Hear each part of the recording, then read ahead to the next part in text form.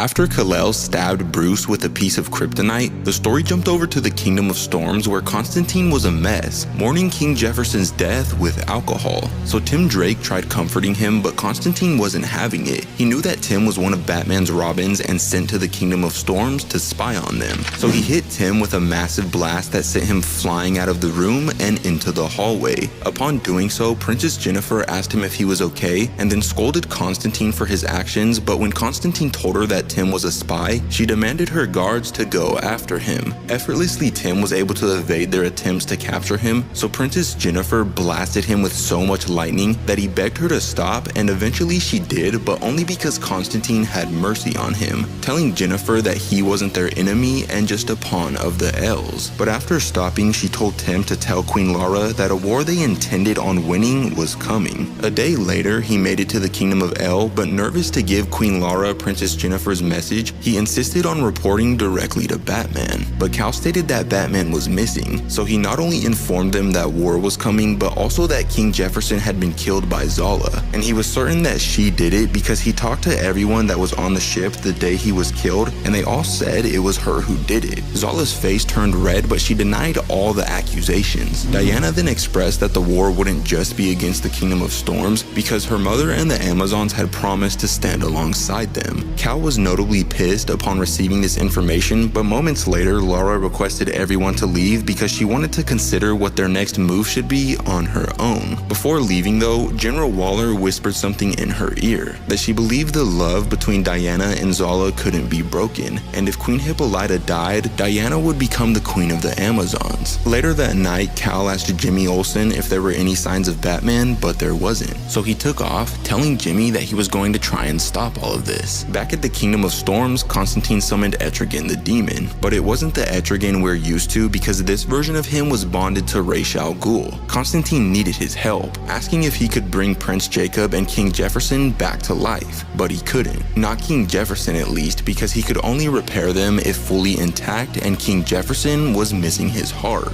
Jacob, on the other hand, he could work with, but it would come at a price. He would only do it if Constantine told him where the Teen Titans were. Unbeknownst to us earlier, Cal was headed to Amazon Island, and upon his arrival they tried shooting him with arrows, but he easily incinerated them. Once he got on ground level, he requested to speak with Queen Hippolyta, but they didn't care. The Amazons attacked him and he was forced to hold them off, but eventually when Hippolyta did show up, she stabbed him directly in the abdomen with a magical sword. During his time in captivity, he told Lois that his sister could never hurt a child and that there was still time to stop this war. Lois didn't know what to believe. She felt like there were invisible strings controlling the situation and escalating them to war. But unfortunately, there wasn't time to stop it. The war was about to begin because the Amazon army was already sailing for the lands of El. But sadly, that's where this issue comes to an end, but if you want to see what happens next, let me know in the comments down below.